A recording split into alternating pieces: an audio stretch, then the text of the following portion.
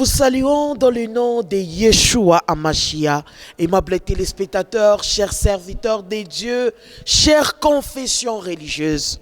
Bonsoir. Bienvenue une fois de plus dans Recevez la vie. Ici, c'est Christ qui nous donne sa vie meilleure. Nous vous aimons dans le nom de Jésus-Christ, toujours et toujours avec l'homme de Dieu, l'homme à la longue vie, l'homme à la balance équilibrée. Alors, évêque Israël Monga. Oui, maman. Bonsoir, papa. Bonsoir, maman. Comment vous allez? Nous allons à merveille. Un peu fatigué parce que vous avez eu à détruire des hôtels. Oui, oui. Mais maman, ce n'est pas nous qui détruisons les hôtels, Merci. mais c'est le Seigneur qui le fait. Ouais. La Bible dit, le combat ne vous appartient pas, mais le combat appartient à l'Éternel. Gloire à Dieu. Et surtout, nous saluons notre maman, Maman la Abigail. prophétesse Abigail Monga. Amen. Lorsqu'on voit un grand homme de Dieu, derrière lui, il y a une grande dame. C'est notre maman. Maman, nous vous saluons. Vous pouvez aussi saluer maman. Chérie, je te salue, sois bénie au nom de Jésus. Gloire à Dieu. Gloire à Dieu. Elle est prophétesse, hein? Tout à fait. Oui. Papa, une salutation aux serviteurs de Dieu. Ceux-là qui nous suivent de partout, à partir de Bandundu, Équateur, même jusqu'à Pointe-Noire, à Kindu, à Mbujimaï, partout. Soyez bénis à Kolwezi, soyez bénis. Kolwezi nous appelle aussi beaucoup, Likasi aussi. Soyez bénis. Cette émission bénit plusieurs personnes. Gloire à Dieu. Gabon. Gabon aussi, exactement. Bientôt la Côte d'Ivoire. Exactement. Wow. Peuple de Dieu, comme d'habitude, vous avez votre agenda, vous avez votre Bible et votre bic, parce que bientôt là on va manger la parole de Dieu. Toujours dans ces grands thèmes qui est la longue vie. Homme de Dieu, quand est-ce que nous allons arrêter un peu avec ces thèmes? Oui, maman, si le thème est grand, et nous allions selon le principe que nous développons. Nous sommes en train de parler d'une longue vie. C'est dans la volonté de Dieu que les gens vivent longtemps. Mais au travers de cette volonté de Dieu, comme je l'avais dit, le souhait de Dieu ne garantit pas notre bénédiction. Il est vrai que Dieu veut que le monde entier soit sauvé, mais ne sont sauvés que ceux-là qui obéissent au principe de la foi. Ce qui fait que Dieu a sa part, l'homme aussi a sa part. C'est pourquoi nous voulions dans cette émission parler des différents points positifs qui permettent à quelqu'un de vivre longtemps. Un, nous avons parlé de la crainte de Dieu. Deux, nous avons parlé de la paternité. Trois, nous avons parlé du droit lié à l'alliance. Et c'est à ce niveau-là que nous avions parlé des mystères des autels. Les autels agissent de manière à prolonger la vie, aussi de manière à raccourcir la vie. Et du côté de Dieu, les bons autels de l'Éternel nous donnent une longue vie. Parce que tout service c'est fait au niveau d'un autel. C'est pourquoi la Bible dit, vous servirez l'Éternel votre Dieu. 1, il bénira vos pains. 2, il bénira vos eaux. 3, il n'y aura ni femme stérile, ni femme qui avorte. 4, je multiplierai le nombre de vos jours. Vous voyez déjà qu'il y a un autel. Et à cet hôtel-là, il y a un service. À ce service-là, il y a la multiplication du nombre de jours. Et c'est pourquoi j'insiste aussi. Lorsqu'il y a l'hôtel du mal aussi, cet hôtel-là, il y a le service satanique. Et au travers de cet hôtel-là, il y a les réclamations des vies. C'est pourquoi dans cette famille, c'est pourquoi dans la vie de ces personnes-là, ils ne vivent pas longtemps. Donc, parce que papa na bango va servir ba idole. Bango moyen va vivre longtemps exact, bazo réclamer ba vie na bango. C'est pourquoi le droit lié à l'alliance, le droit lié au pacte peut raccourcir ou élargir la vie. C'est là que nous en sommes. Et surtout lorsque vous êtes en train de parler sur la loi de la balance, vous avez encore dit, il y a beaucoup de vies de gens qui sont liés aux hôtels de famille. Exactement. Et c'est pourquoi ceux-là qui nous suivent, la puissance qui est dégagée au travers de cette émission s'opère au travers de la parole de Dieu. Prends ta Bible là où tu es et nous allons prendre les livres de Genèse. Ceux-là qui nous suivent, soyez bénis et que Dieu détruise les autels qui tourmentent vos vies. J'entends une parole qui me dit que les ténèbres ne régneront pas toujours. Je veux dire à quelqu'un, si les années passées ont été couvertes d'opprobre dans ta maison, dans la vie de tes enfants, dans ton travail, ainsi dit l'Éternel, dans cette émission, cette année 2020, c'est une année de grâce pour toi, une année de délivrance pour ta maison. Écoutez ce que dit la parole de Dieu. Maman, si je sens déjà l'onction de Dieu, je sens une onction brutale, une onction violente. Et le Seigneur me dit, pendant que je serai en train de parler, il y a des gens qui avaient des problèmes, des maternités. Je vois des bébés sur un autel. Et je vois l'autel se briser. Et je vois la maternité de quelqu'un restaurée. Quelqu'un qui dit Amen. Sois libéré au nom de Jésus. Écoute ce que dit la parole de Dieu. Dans Genèse 28, au verset 16, écoutez ce que dit la parole de Dieu. La Bible dit, je commence au verset 15, voici, je suis avec toi, je te garderai partout où tu iras, je te ramènerai dans ces pays, car je ne t'abandonnerai point que je n'ai exécuté ce que je t'ai dit. Verset 16. Jacob se réveilla de son sommeil et il dit, certainement l'Éternel est en ces lieux. Moi, je ne le savais pas. Il y eut peur et il dit, ces lieux est redoutable. C'est ici la maison de Dieu et c'est ici la porte du ciel. Maman, si je peux parler à ce niveau-là, Jacob dormait. Et pendant qu'il dormait, il ne savait pas, le lieu là où il dormait, c'était un lieu qui était redoutable. Pourquoi les lieux étaient redoutables? Le mot redoutable a amené la peur dans sa vie. Ce n'est pas comme n'importe quel lieu. C'était un lieu d'alliance. Et comment l'alliance s'est conclue? Cet endroit qu'il a appelé Bethel, qui était avant appelé Luz, c'est cet endroit-là, son grand-père avait bâti un hôtel. Il avait bâti un hôtel entre Bethel et Haï. Et lorsque la postérité est arrivée, à cet endroit qu'il avait bâti l'hôtel, cet endroit est devenu redoutable. Et le mot redoutable peut être vu dans deux sens. Le premier sens, dans le sens négatif, lorsque l'hôtel qui a été bâti par le Père, c'est un hôtel démoniaque. Redoutable dans le sens où aussi l'hôtel qui a été bâti était l'hôtel de Dieu. Et là, il est écrit, c'est là qu'il y a la maison de Dieu, c'est là qu'il y a la porte du ciel. Le mot maison de Dieu peut être remplacé par un hôtel. Ça signifie là où il y a l'hôtel, le ciel est ouvert.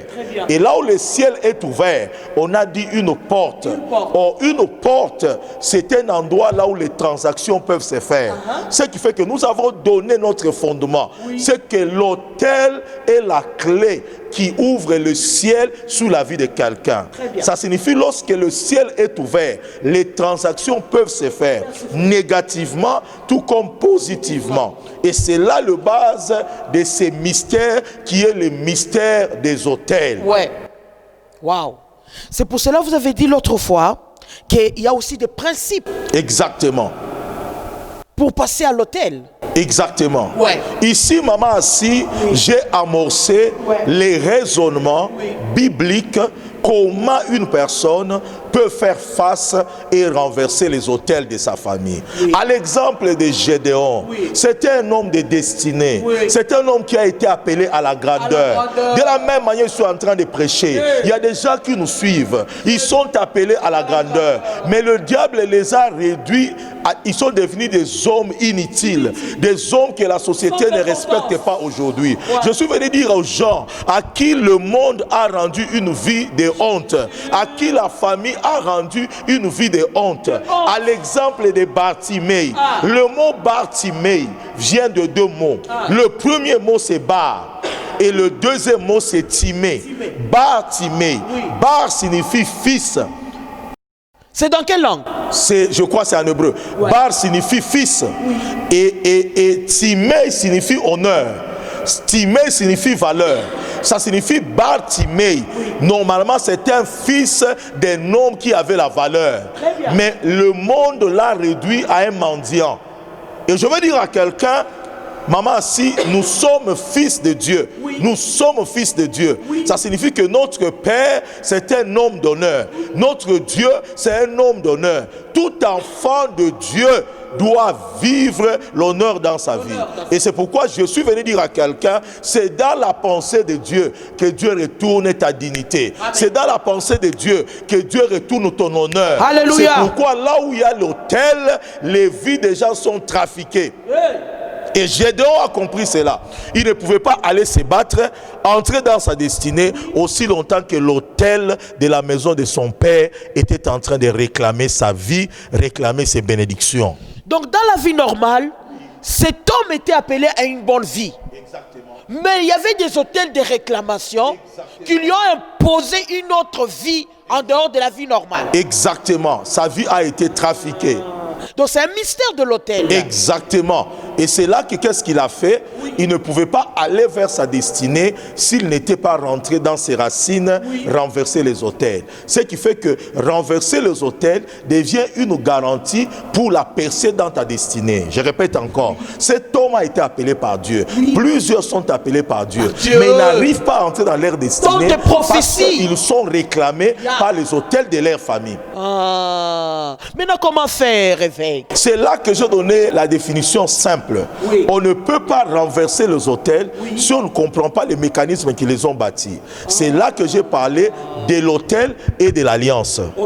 On ne peut pas entrer dans une alliance ni briser une alliance démoniaque si on ne comprend pas comment est-ce que l'autel peut devenir une alliance. Il y a une différence entre l'autel et l'alliance. Exactement, je l'ai dit la fois passée. Un autel devient une alliance lorsque entre l'autel et l'alliance, il y a une offrande. Très bien.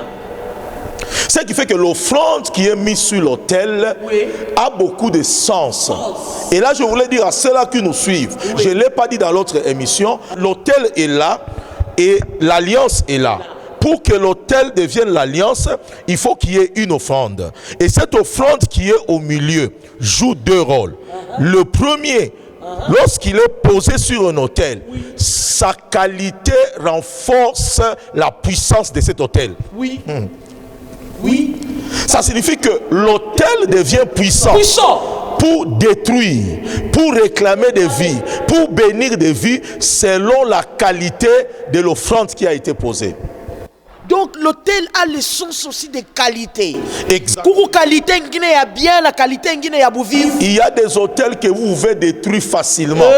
Mais il y a des autels qui sont résistants à des prières. Les effets que vous sentez dans vos vies, les avortements, les célibats, les divorces, les stérilités, le travail qui ne prend que 6 mois après ça s'arrête, les prières que tu fais des 21 jours en dormant par terre, pourquoi vivre dans les église na kotaka, service na sala, on a ça protocole, on a yembaka, mais vie na kata église wana, ils ont changé. Cela dépend de la force de l'autel qui a été bâti dans ta famille. Laquelle force dépend de la qualité de l'offrande qui a été faite. Oui. Est-ce que dans la parole de Dieu, à la lumière de la parole de Dieu, est-ce qu'il y a un exemple que vous pouvez nous donner où on a donné l'offrande qui était plus fort que ce qu'on peut faire aujourd'hui? Exactement. Nous allons, je ne dis pas à la lumière de la parole. Nous prenons les livres de 2 rois. C'est là que nous suivons, soyez bénis. Nous sommes en train de vous montrer qu'un autel devient une alliance lorsqu'il y a une offrande au milieu. Mais cette offrande agit des deux côtés. Lorsqu'il agit du côté de l'autel, il renforce le pouvoir de l'autel. Lorsqu'il agit du côté de l'alliance, il rend l'alliance indestructible. Ce qui fait que nous sommes du côté où l'offrande renforce l'autel. Regardez la qualité de l'offrande. Donc, qualité. Qualité nini offrande. Parce que c'est mieux que l'homme de Dieu, lorsqu'il parle, qu'on puisse se référer à la parole de Dieu. Tout à fait, tout à fait. Maman, si nous sommes dans la parole. 2 Rois 3, verset 24. Et puis on va sauter, on va lire 26. La Bible dit ceci. Ils marchèrent contre les camps d'Israël. Mais Israël se leva contre... Il se leva et frappa Moab et prit la fuite devant eux. Ils pénétrèrent dans le pays ils frappèrent Moab. Verset 26. Le roi de Moab, voyant qu'il avait les dessous dans le combat, ça signifie il n'était pas à la hauteur du combat, il prit avec lui 700 hommes. Et ce ne sont pas de simples hommes, des hommes tirant l'épée pour s'effrayer un chemin, des 700 hommes armés pour s'effrayer le chemin jusqu'au roi d'Édom. Mais ils ne purent pas. Ils n'arrivèrent pas. Ça signifie le roi de Moab, lorsqu'il a senti qu'il perdait le combat, il a réuni 700 personnes.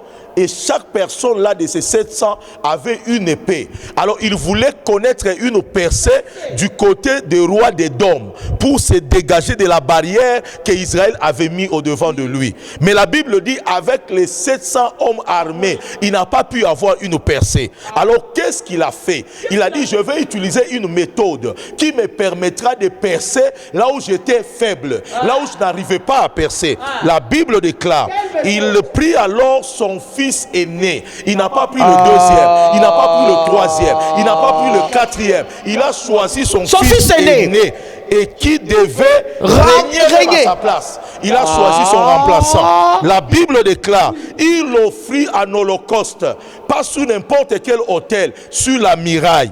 Et lorsqu'il a mis sur la muraille, la nation d'Israël était indignée. La nation s'est retirée et le roi de Moab a fait la percée et il est passé.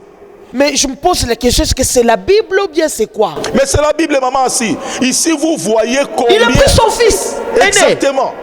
Ici, vous voyez combien la qualité de l'offrande renforce la puissance de l'autel pour introduire un homme qui était incapable de percer avec 700 personnes. Il a pu percer par une offrande d'un fils aîné.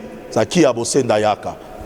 Aimables téléspectateurs, l'homme de Dieu va nous aider à comprendre. Oui. Parce que lorsqu'on a 700 hommes, oui, c'est-à-dire, on a la force, oui, on a la masse. Oui. Et puis la Bible dit que ce sont des hommes. Exactement. Mais comment comprendre avec un fils aîné? Oui. La Bible dit un fils, donc c'est un petit. Exactement. Et puis celui qui devait remplacer le roi. Expliquez-nous là-bas. Maman, si ici nous avons fait le parallélisme, ouais, il y a 700 hommes armés adultes. De l'autre côté, il y a un enfant, un fils. Ça signifie en d'autres termes, la force d'un fils a dépassé la force de 700 personnes. Là où 700 personnes ne sont pas arrivées à percer, mais un fils sur un autel est devenu la force capable de vaincre, capable de dépasser, capable de percer de 700 personnes. Papa pasteur Labisowana. Ça signifie en d'autres termes, les 700 personnes là, le chiffre 7, c'est prophétiquement le chiffre de la perfection. Très bien. Ça signifie en d'autres termes, ce n'était pas 500 hommes. Ça signifie c'est le chiffre 7 fois 100. Si le chiffre 7 c'est la perfection, vous le multipliez fois 100 pour obtenir 700. Ça signifie que c'est une force incroyable. Et les 700 personnes n'étaient pas main comme ça. Ils avaient des épées. Ça signifie que ces rois-là étaient sûrs que même si Israël prend le dessus avec les 700 ici, je connaîtrai une percée. Mais lorsqu'il a essayé, il n'a pas eu la percée. Alors il a changé de méthode. Il a dit je vais utiliser l'autel et je vais prendre de la qualité de l'offrande. C'est là que je vais dire maman assis. Les combats des autels dans la famille, ce ne sont pas des simples combats. C'est une force incroyable. Parfois c'est pourquoi les gens prient. Les gens jeunes, ils sont dans les églises, mais lorsqu'ils négligent les combats des autels. Parce que lorsque vous êtes en train de parler. Exactement. Donc il a tué son fils. Il a tué son fils. Mais évêque, le sang d'un enfant, quel impact dans 700 qui dépasse même les 700 ans. Exactement. Voir l'allure du combat. Exactement. Le niveau du combat. Exactement. Mais évêque. C'est pourquoi il y a des gens qui vous combattent vos mariages. Ils peuvent être des sorciers. Ils peuvent parler sur votre vie. Mais si ces personnes-là établissent un hôtel, ils mettent les offrandes de qualité et ils commencent à parler sur votre vie, vous devez faire attention. Il y a des combats avec des personnes. Il y a des combats des hôtels. Et c'est là que Balak a dit à Balaam, maudis-moi Israël. Et Balaam a dit à Balak, tu veux que je te maudisse Israël? Balaam dit, bâtis pour moi cet autel et mets sur cet autel cette offrande, alors je pourrais maudire Israël. Ce n'était pas n'importe quelle malédiction. Il ne pouvait aller les arrêter. Il pouvait envoyer une armée pour combattre Israël. Au lieu de combattre Israël par une armée, il a combattu Israël par un autel. Il y a des gens qui combattent les églises, pas par une armée. Il y a des gens qui combattent des nations, pas par une armée. Ils combattent les nations par des autels.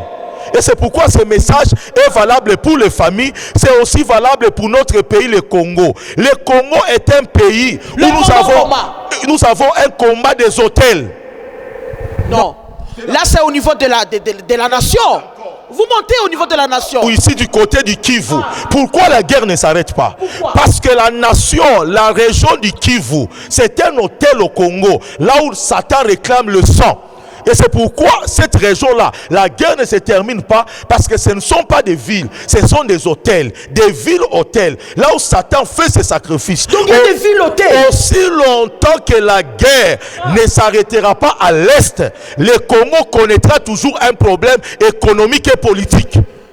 Mais évêque, parce que vous parlez du Congo, parce que vous parlez de la nation, mais nous avons un président de la République qui a sacrifié, qui a remis le Congo entre les mains du Seigneur. Cela ça ne suffit pas. Maman, si je m'excuse pour la question. Aller avec des principes bibliques. Ce que le président a fait, c'est un grand pas. Ce que le président a fait, c'est quelque chose de formidable. Alléluia. Aucun président ne l'a fait avant lui. Il a expié le péché des autres présidents. Le vrai problème, il ne suffit pas de consacrer un pays à Dieu. Il faut une continuité. Qu'est-ce que c'est la continuité? Il faut qu'il y ait suivi. Ça signifie en d'autres termes, au niveau politique, au niveau gouvernemental, il faut qu'il y ait un ministère qui est lié à la religion du Dieu auquel le pays a été consacré. Et ce ministère-là doit être comme un ministère de la justice, doit être comme un ministère des sports. C'est ce ministère-là qui doit commencer à organiser les regroupements religieux pour renforcer l'alliance qui est liée à la consécration. Parce qu'à chaque consécration, il est lié un principe. Le Dieu que vous avez consacré le pays doit entrer dans le gouvernement. Il doit diriger avec vous. Il doit diriger avec vous. Vous devez lui donner un poste. Et chaque fois que vous devez prendre des décisions, vous devez vous référer à lui. Chaque fois que vous devez coopérer avec d'autres nations, vous devez vous référer à lui. Et à chaque moment, vous devez organiser des jeûnes et des prières au niveau national pour laisser ces dieux-là de donner la direction à la nation. C'est ça la continuité. Vous avez consacré, mais vous suivez qui? Qui vous donne les instructions? Comment il vous les donne? Dans votre gouvernement, où est sa chaise? Et aussi dans le gouvernement, il y a aussi l'argent qu'on débloque pour qu'on puisse diriger. Il y a un budget qu'on donne à la justice, un budget qu'on donne à tel département de budget, on donne à l'économie, on donne à l'enseignement. Il y a aussi un budget là où on affecte dans ces ministères-là pour construire les églises, soutenir des vrais pasteurs, soutenir des orphelins, soutenir telle chose, construire les écoles à caractère religieux, installer la religion à l'université, installer la religion au secondaire, et ce coût-là doit être donné parce que la nation dans laquelle vous êtes en train d'opérer, vous l'avez consacré à un Dieu et ça devient une propriété de Dieu. Lorsque Samuel est né de sa mère est allée le consacrer où? Au temple. Il ne l'a pas pris à la maison, il est allé le remettre à l'église. Ce n'était plus à sa mère de décider, c'était à Dieu de décider. Ça ne sera plus aux gens de décider sur le Congo, ça sera à Dieu de décider sur le Congo. Et Dieu décide à travers les serviteurs rois de l'Éternel. Il décide au travers de trois pouvoirs. Il décide au travers le pouvoir politique, le pouvoir religieux et le pouvoir familial. Même par rapport à notre province au Katanga. Exactement, exactement. Donc si je ne veux pas m'écarter du sujet, vous allez voir que le combat que nous avons dans notre pays, c'est un combat des hôtels. Et l'hôtel est une force qui dépasse 700 personnes. Là où 700 personnes, qui est le chiffre de la multitude, qui est le chiffre de la perfection, qui est aussi le chiffre du fondement. Ça signifie que le chiffre 7, c'est le chiffre du fondement. Lorsque Dieu a créé le monde, le 7e jour, il s'est reposé parce qu'il avait posé le fondement. Là où il y a le fondement, le mystère de l'autel, il est beaucoup plus fort. Évêque, Il est le fils aîné du roi. Exactement. Retournons un peu dans les Saintes Écritures. Donc, c'est-à-dire, Njongu Vuyaki, Ndemakasi Naye, et qu'il a donné à Dieu. Exactement.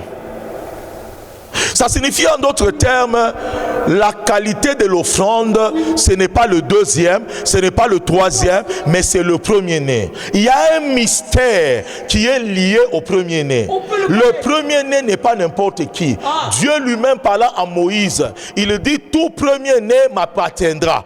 Tout premier-né m'appartiendra. Il parlait à Jacob. Pendant que Jacob, qui s'appelait Israël, voulait bénir ses enfants, il a regardé ses enfants, ils étaient à 12. Mais lorsqu'il voulait bénir, il n'a pas commencé par le deuxième, il n'a pas commencé par le troisième, il a commencé à bénir le premier. Il a dit Ruben, la force de ma vigueur. Il dit Ruben, c'est la force de ma vigueur. Il n'a pas dit Siméon, c'est la force de ma vigueur. Il n'a pas dit Lévi, c'est la force de ma vigueur. Il a dit Ruben, c'est la force de ma vigueur. En hébreu, il y a deux mots dans Ruben qui était le né. Le premier mot c'est roux, le deuxième mot c'est ben. Ruben, ça signifie roux, signifie en hébreu voici, et ben signifie fils. En d'autres termes, en lingala on dira oyonde mwana. Bango be basa bana, mais oyonde mwana. En swahili on dira unjo mutoto. Bola boni batoto, unjo mutoto. Ça signifie que après moi, si je ne suis pas là, c'est lui qui sera comme votre père. Si je ne suis pas là, c'est celui-là qui décidera. Parce qu'il est comme moi, mais c'est votre frère. C'est pourquoi Jésus aussi, il est le fils unique. Il est le fils de Dieu. À un moment, nous l'appelons notre frère. Mais à un moment, nous l'appelons père. Ça signifie il est en même temps père, il est en même temps grand frère. Il est en même temps fils aîné. C'est pourquoi, lorsqu'il regarde Jésus, il dit voici mon fils, voici mon fils, voici votre fils aîné, voici votre modèle. Si lui échoue, vous échouerez aussi. Si lui réussit, vous réussirez aussi. S'il est mon offrande, alors je peux vous racheter. C'est pourquoi le principe du premier-né, lorsque Dieu prend le premier-né, tout ce qui est venu après le premier-né devient à lui. Ce qui fait que le premier-né devient le principe des rachats. Devient l'offrande des rachats. Dieu ne peut pas vous prendre s'il n'a pas sur l'autel votre premier-né. C'est pourquoi il y a le combat de premier-né. Le diable détruit le premier-né. Pourquoi il détruit le premier-né? Regarde dans la Bible, maman. Alléluia. Le premier-né de tous les êtres humains s'appelait Caïn. Je vais même aller au-dessus. Le premier-né de toute la création, c'était Adam. Qu'est devenu Adam? Il est tombé dans la désobéissance. Dieu l'a chassé. Lui, à son tour, il a eu son premier-né, il en avait deux, Caïn et Abel. Qu'est devenu la vie de Caïn? Caïn a tué son frère. Il est devenu vagabond. On a mis un signe sur lui. La richesse de la terre a été fermée contre lui. Qu'est devenu après Caïn? Il y a eu Ismaël et Isaac. Qu'est devenu Ismaël? Après Ismaël et Isaac est venu Isaac, qui a dû aussi deux, Jacob et Esaü. Qu'est devenu Esaü? Esaü a vendu le droit d'aînesse et le Seigneur l'a rejeté. Jacob a pris cela.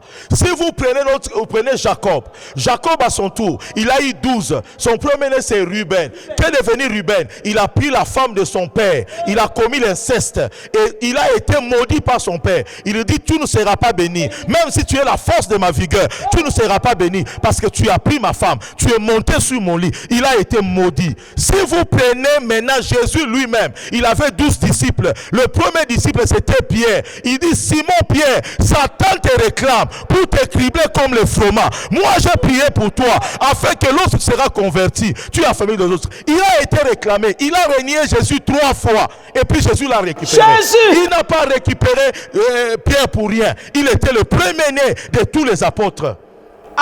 Ça signifie en d'autres termes, il y a des réclamations sur le premier-né à cause du potentiel, de la position que le Mashiach les a donné. C'est pourquoi Satan aime les sacrifier.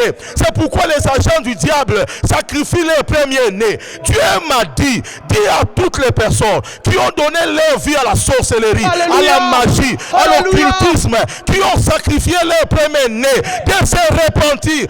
Ainsi dit l'Éternel, repentez-vous de ce que vous avez fait, de vos premiers-nés. Papa kubengere barenda matoto baba kwanja barenda batoa. Exactement. Mimba ya kwanja ibambake inaenda paka mu avortement. Exactement. Maman, s'il y a des avortements involontaires, j'ai rencontré une dame sur qui on a prié. Et le Seigneur dit, elle n'arrive pas à avoir des enfants parce que son arrière-grand-père, sa force, qui dirigeait son élevage, qui dirigeait sa richesse, il avait plus de 40 enfants et il avait plus de 3-4 femmes. Et sa force à lui, c'était la mort de tous les premiers-nés de ses petits-enfants. Donc, toutes les filles aînées de ses petits-enfants devaient faire l'avortement de leur premier-né. Ok. Jomala bantu bengini yango batu mususu soki azwi zema liboso esimbaka te. Soki esimbi te elingolo bakonta affaibli quelque part. Okay. Il faut qu'un avortement. C'est un mauvais signe. C'est un mauvais signe. Ta première semence ne peut pas être donnée à Satan. Parce que l'avortement, c'est un sacrifice à Satan. Très bien. Dieu n'accepte pas l'avortement.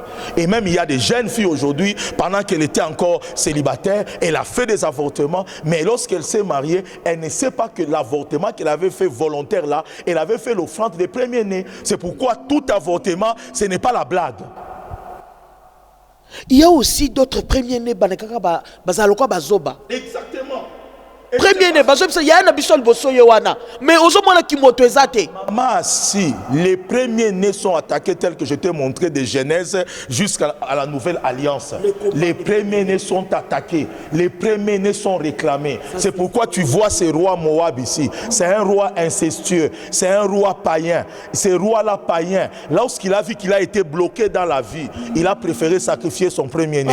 Son premier-né pouvait vivre, mais il a sacrifié. Pourquoi? Parce qu'il voulait avoir la victoire. Il y a aujourd'hui des gens qui deviennent riches, qui ont des grands postes, même dans des ministères, dans des postes comme ça. Ils ont sacrifié leur premier-né parce qu'ils voulaient au travers de ces sacrifices-là avoir la percée dans la vie. C'est pourquoi Dieu demande à ces personnes-là de se repentir.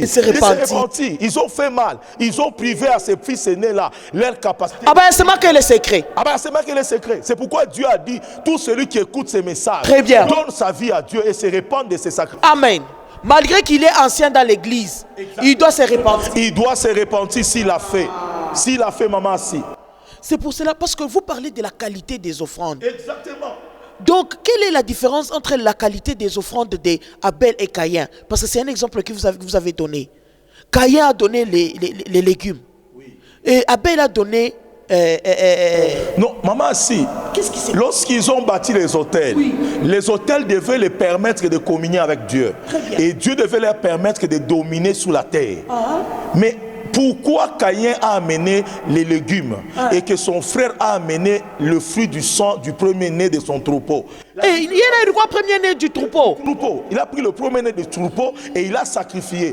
Dieu a été favorable parce que Dieu a vu qu'il y avait un autel, il y avait un premier-né et Dieu a agi ainsi. Parce que Dieu aussi opère ainsi. Le diable n'imite que ce que Dieu fait. J'aurais à expliquer ça. Pourquoi l'offrande de Caïn a été rejetée? L'offrande de Caïn a été rejetée pas parce que Dieu n'aime pas les légumes, parce que Dieu avait dit à leur père, la terre a été maudite à cause de toi et la terre te produira des épines. Ça signifie que le fruit de tout ce qui vient d'une terre maudite ne peut pas être agréable à Dieu. Tu ne peux pas amener les légumes qui viennent d'une terre que Dieu a maudit. C'est pourquoi Dieu a refusé.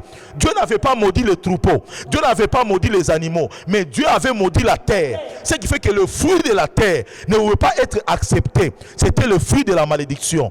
Et c'est pourquoi, je veux dire à ceux-là qui nous entendent, si cet homme ici a bâti l'autel, il a mis son fils aîné, il a eu une percée, Dieu aussi, il a appliqué la même méthode pour vaincre les hôtels de famille, les hôtels où on a mis des gens, on a mis des humains qui continuent à réclamer nos mariages, à réclamer nos santé, à réclamer notre destinée. Dieu aussi dit, je ne vais pas croiser les bras.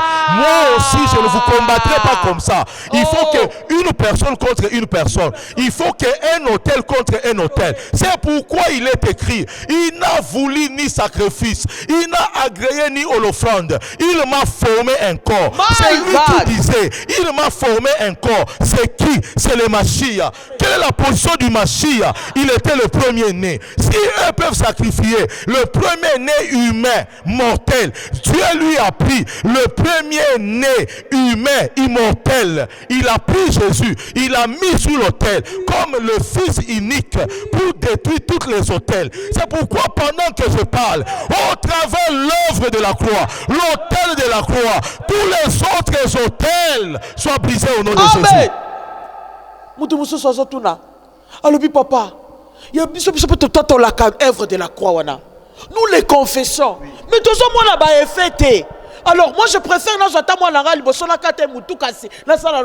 non, maman, si un chrétien ne peut pas sacrifier son premier-né, c'est pourquoi Dieu est en train de demander à ces gens-là de se repentir. Si vous prenez dans la Bible, vous allez voir dans 2 Rois 16, c'est là qui nous suivent, soyez bénis. Soyez bénis, je sens la puissance de Dieu opérer. La Bible dit, il marcha. 2 Rois 16, verset 2. Il marcha dans la voie des rois d'Israël. Et même il fit passer son fils par le feu, suivant les abominations des nations que l'Éternel avait chassées au-devant des enfants d'Israël. La Bible dit ils ont suivi l'exemple des rois d'Israël. Et aussi avaient pris leur fils aîné, ils les ont mis sur les autels, ils les ont fait passer par le feu. Ils ont imité les abominations des nations païennes. C'est une abomination de faire les sacrifices humains. C'est une abomination de boire le sang humain. C'est une abomination. Les chrétiens ne peuvent pas recourir à de telles méthodes parce qu'ils sont épargnés de ces sacrifices-là. Dieu lui-même a posé un autel, il a pris son fils aîné. C'est pourquoi lorsque Abraham devait sacrifier Isaac, qui était son fils aîné, lorsqu'il a levé le couteau, quand bien même que c'est Dieu lui-même qui lui a donné l'autorisation, Dieu l'a arrêté. Il lui a dit, je voulais seulement voir ta capacité de m'aimer. Je ne te permettrai pas de tuer ton enfant. Je retire ton enfant. À côté de toi, il y a un bélier. C'est là que je vais dire, le bélier n'est pas Isaac. Isaac n'est pas Christ. Isaac n'est pas l'image de Christ. Isaac, c'est ton image, mon image. Isaac, c'est l'image de ton premier-né. Jésus, c'est l'image du bélier qui a pris la place de ton fils aîné. Jésus est mort pour que ton fils aîné soit sauvé. Jésus est mort, ton fils aîné soit réparé. Jésus est mort, ton fils aîné soit restauré. Et là encore, je vais expliquer en parlant rapidement. Pourquoi ils ont pris 700 hommes? Pourquoi on a écrit 700 hommes? Le chiffre 7, c'est le chiffre de la perfection. Mais Dieu aussi, il n'a pas seulement regardé les 700 hommes. Lorsqu'il a pris son fils aîné, il a aussi utilisé le chiffre 7 parce qu'il a libéré cette parole à la croix. La parole symbolise lui-même. Et la parole. Ça signifie chaque parole qu'il avait prononcée, ça signifie il est monté comme un agneau. Mais comme l'agneau est la parole, en étant à la croix, l'agneau s'est fragmenté à 7. Chaque parole était sa représentation. Chaque parole était sa représentation. Ça signifie en d'autres termes, c'est comme si on avait 7 autels. Chaque autel avec une parole. Il y a l'autel du pardon. Là où il a dit, pardonne-leur, ils ne savent pas ce qu'ils ont fait. Une autre parole, c'est l'autel de l'accomplissement. Là où il avait dit, tout est accompli. Je vais dire à quelqu'un, il y a 7 autels qui correspondent à cette parole de Jésus, à la croix de Golgotha. Maman Sidi Amen, je donne encore une autre révélation. Le chiffre 7 me rend fou. Le chiffre 7 me donne la révélation. Qu'est-ce que je peux dire ceci? Paul parlant, en disant ceci, revêtez-vous de toutes les armes de Dieu afin de résister contre les ruses du diable. Car vous n'avez pas à lutter contre le sang et la chair. Nous luttons contre les dominations, contre les principautés. Il dit, prenez par-dessus tout les boucliers, mettez le casque du salut, prenez les selles de la parole de Dieu. La Bible dit, mettez la ceinture qui est la vérité. Mais il y a une arme qui n'a pas déterminé. Il dit, prenez aussi l'épée de l'esprit. Ça signifie d'un côté il y a l'épée, de l'autre côté il y a l'esprit. Et l'épée de l'esprit, c'est la parole de Dieu. Chaque fois que la Bible parle de la parole comme épée, ça signifie la parole est utilisée dans le contexte d'un combat. Évêque. Il y a des fois la parole c'est comme de l'eau. Oui. Il y a des fois la parole c'est comme le pain. Je suis le pain de vie. Mais si la parole devient épée, ça signifie c'est l'utilisation de la parole dans le combat spirituel. Mais là pourquoi on doit utiliser la parole dans le combat spirituel? Qui va l'utiliser? Ce n'est pas un homme. Qui va l'utiliser? C'est l'esprit. C'est pourquoi la parole de Dieu, c'est l'épée de l'esprit. Or, l'esprit qui utilise la parole n'est pas écrit au minuscule. L'esprit qui utilise la parole est écrit au majuscule. Or, si l'esprit est écrit au majuscule, ce n'est pas l'esprit humain, mais c'est le Saint-Esprit. Alléluia. Si c'est le Saint-Esprit qui utilise la parole de Dieu, le Saint-Esprit a combien de dimensions? Il a combien de dimensions? Esaïe 11. La Bible dit, oui. Un tronc sortira d'Isaïe. L'esprit de l'Éternel reposera sur lui. 2, l'esprit de la sagesse reposera sur lui. 3, l'esprit de la force reposera sur lui. 4, l'esprit de la connaissance. 5, l'esprit de la crainte de Dieu. 6, l'esprit du conseil de l'Éternel. Et ça signifie en d'autres termes, il y a 7 dimensions de l'esprit. Si l'esprit doit utiliser la parole de Dieu dans le combat spirituel, cela correspond aussi à chaque dimension de l'esprit correspond une épée. Ça signifie, si on dit l'esprit de la sagesse doit utiliser l'épée de la parole de Dieu, c'est ce que vous appelez parole de sagesse. Très bien. Très bien. Si la dimension, l'esprit de la connaissance de l'Éternel doit utiliser l'épée de la parole de Dieu, c'est la parole de connaissance. Waouh. Waouh. C'est la parole de la connaissance. C'est si fort. La dimension de la sagesse de l'Éternel doit utiliser la parole de Dieu, c'est la parole de la sagesse.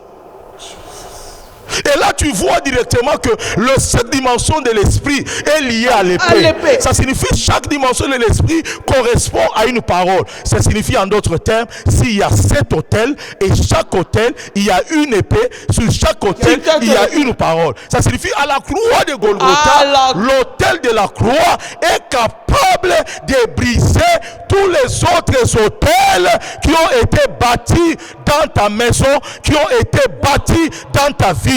C'est lui qui dit amen encore, je vais libérer une parole qui va changer ta destinée. Des petits hôtels là, ce sont des hôtels que nos parents ont eu à dresser. Là où ils ont vu mon mariage, ils ont mis vos voyages, ils ont vu vos destinées, ils ont mis vos enfants, ils ont mis leur maternité, ils ont mis leur destinée, ils ont mis leurs études, ils ont mis leur avenir. J'entends une parole de Dieu me dire aujourd'hui, dans ta maison aujourd'hui, Jésus vient d'établir un hôtel. Alléluia. Dans ta maison aujourd'hui, Jésus vient d'établir son hôtel. Tout hôtel qui n'est pas de Dieu soit brisé dans ta vie. Brisé au nom de Jésus-Christ. My God. Toute la famille, vous n'avez pas pu percer. Le sacrifice de Jésus vous donnera la percée. Alléluia. Nous n'avons pas besoin de sacrifier nos fils aînés, mais nous avons besoin de les sauver au travers le fils aîné qui est Jésus.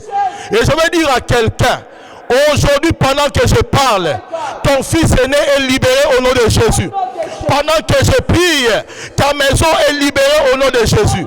Quelle que soit la barrière, là où vous avez prié à 3, là où vous avez prié à 4, vous avez échoué de percer. Il y a un Dieu qui vous donne la percée au nom de Jésus. Soyez libérés au nom de Jésus. Je vois le Seigneur vous donner la grâce. Amen. Vous donner cette délivrance. Amen. Qui est la délivrance de l'autel. Il vous donne cette restauration. Amen. Rien ne pourra arrêter votre vie. Vous qui étiez malade à cause de l'autel de famille, soyez guéris. Amen. Vous qui étiez tourmenté à cause de l'autel de famille, soyez restaurés. Amen. Vous qui étiez manipulé, spolié, amené dans la pauvreté à cause de l'autel de la famille, j'établis l'autel de la richesse. Soyez restaurés au nom de Jésus. My God. Soyez restaurés au nom de Jésus. Vos vies soient libérées. Amen. Toutes les autels soient renversés. Amen. Les puissances qui vous combattaient tombent au nom de Jésus. C'est pourquoi je déclare votre restauration, votre libération, votre guérison. Les femmes stériles, là où vous êtes, là où il y avait vos bébés, les hôtels sont renversés. Recevez la délivrance de vos maternités. Au nom de Jésus, au nom de Jésus, au nom de Jésus. C'est lui qui était au chômage. Le travail est libéré. Je vois sur un hôtel. Ton argent a été posé. C'est ce qui a renversé ta chute. Je suis en train de déclarer la sorcellerie de ta famille qui t'avait dépouillé. L'hôtel là où on avait mis l'argent, au cimetière, est en train de prendre feu. Ton travail est en train d'être libéré. Tes affaires libérées. Ta santé libérée. Au nom de Jésus. Au nom de Jésus. À la croix, il a déclaré tout est accompli. Je déclare ton mariage est accompli. Ton travail est accompli. Ta santé est accomplie. Tout ce qui est dans ma pas est accompli. Je te déclare libéré. La vie de tes enfants libérée. Ta destinée libérée. Là où il y avait la mort, je mets la vie. Là où il y avait la frustration, je mets la joie. Là où il y avait la honte, je mets la justification. Amen. Là où il y avait la honte, je mets l'honneur. Là où tu nous suis, dans n'importe quelle région, il n'y a pas de distance sur le plan spirituel. Alléluia. Dans la chambre, là où tu es à genoux, tu Jésus. reçois ta délivrance. Amen. Tu reçois ta délivrance. Amen. Tu reçois ta délivrance. Amen. Tu reçois ta délivrance. Amen. Au nom de Jésus Au de Nazareth. nom de Jésus-Christ. Et nous disons Amen. Amen. En acclamant le Seigneur. Oh my God, En oh my acclamant le God, Seigneur. oh my God. En acclamant le Seigneur. Homme de Dieu, vous avez oublié Merci le pays, Jésus. la Merci province, Jésus. les autorités. Merci Vous avez Jésus. donné une révélation très Merci forte. Jésus. Merci Jésus. Alléluia. Seigneur, je lève mes mains Oh Jésus. sur la nation du Congo. Alléluia. Cette nation a souffert. Il y a eu des hôtels qui ont été bâtis. My God. Les hôtels qui étaient liés à la monnaie. Yeshua. L'hôtel qui était lié au fleuve. Oh. L'hôtel qui était lié au nom du pays. Au nom du pays. Je lève ma main. Oh Jésus. Que notre monnaie soit libérée. Alléluia. Et que cette monnaie devienne forte. Amen. Comme les autres monnaies. Amen. Toute malédiction liée à la monnaie. Alléluia. Les hôtels qui étaient bâtis liés à la monnaie. Alléluia. Cela puisse tomber au nom de Jésus. Au nom de Jésus. Et cette monnaie devienne forte. Qu'elle ne dévalue pas. Amen. Qu'elle ne dévalue pas. Amen. La deuxième des choses. Oui. Les noms liés au fleuve. Le fleuve traverse tout le Congo. Le fleuve, c'est la vie. La mort qui a été mise pour que la mort se répande dans tous les pays. Alléluia. Seigneur, je déclare que là où il y avait le fleuve est purifié. Alléluia. Par le sang de Jésus. Alléluia. Par le sang de Jésus. Sang de Jésus. Par le sang de Jésus. Le sang de le Jésus. fleuve Congo reçoit la délivrance. Amen. Par le sang de Jésus. Amen. Les portes des sirènes sont fermées. Amen. Les réclamations des eaux sont fermées. Amen. Au nom de Jésus. Au nom de Jésus-Christ. La malédiction qui était liée au nom de notre nation. Oh Jésus. Cela est ôté. Amen. Notre nation est bénie. Amen. Est bénie. Amen. Est bénie. Amen. Notre drapeau s'élèvera encore. Alléluia. Les gens viendront d'ailleurs pour venir étudier au Congo. Les gens viendront d'ailleurs pour venir se faire soigner au Congo. Les gens viendront d'ailleurs pour venir travailler au Congo. Que le Congo produira. Le Congo produira. Le fruit de la terre est béni. L'agriculture montera. Nous exporterons au lieu d'importer. Je déclare le Congo béni. Au nom de Jésus de Nazareth. Au nom de Jésus de Nazareth. Ces hôtels sont tombés. Ces hôtels sont renversés. Au nom de Jésus de Nazareth. Au même moment, je lève ma main pour prier pour le président. Sa vie soit protégée. Sa maison soit protégée. Les complots soient détruits. Je mets la croix sur sa vie. Et que le sang de Jésus garde sa vie. Et garde sa maison. Et qu'il soit béni. Qu'il soit gardé pendant qu'il marche. Qu'il soit gardé pendant qu'il prend les avions. Qu'il soit gardé pendant qu'il voyage. Et que sa vie soit bénie. Et qu'il devienne une bénédiction pour cette nation. Au nom de Jésus. Et je dis Amen. Peuple de Dieu, tu es autorité. Tu es qui que ce soit. Acclame pour Jésus. Alléluia. Ce soir, c'est Jésus ou rien. Le Congo, c'est Jésus. Les Congolais, c'est Jésus. Papa, merci. Merci. De telles déclarations. Il faut écrire qu'à Ernyoso sur notre pays, sur les autorités qui conduisent notre pays. Vraiment, c'est prophétique. Ainsi dit l'Éternel. Tout le monde viendra au Congo, se faire soigner au Congo, consulter au Congo, parler de Congolais, parce que nous sommes une race bénie. Nous sommes dans le Haut-Katanga, sur Biaï, tronçon qu'il est la balanda de la Révolution. Peuple de Dieu, après confinement, nous sommes là chaque mardi, jeudi, de 16h juste à 18h. Et dimanche, nous sommes là à partir de 8h30 pour célébrer le nom de Yeshua, le Dieu de Congolais, le Dieu vivant, qui touche même les Gabon, qui touche la Côte d'Ivoire, qui touche partout. C'est Dieu que nous confessons. Que le Seigneur vous soit favorable. Tatola Nzambe Tongo, Tatola Nzambe na midi, Tatola Nzambe na pokwa, po hôtel, ya Nzambe zalaka likolo. Que le Seigneur Dieu vous bénisse. Homme de Dieu, Nzamba Bakisa, Nzamba Tondisa. Vous êtes un don de Dieu. Alléluia. Pour notre pays. Alléluia. Que le Seigneur vous garde encore. C'est Jésus. Merci. Merci Saint-Esprit.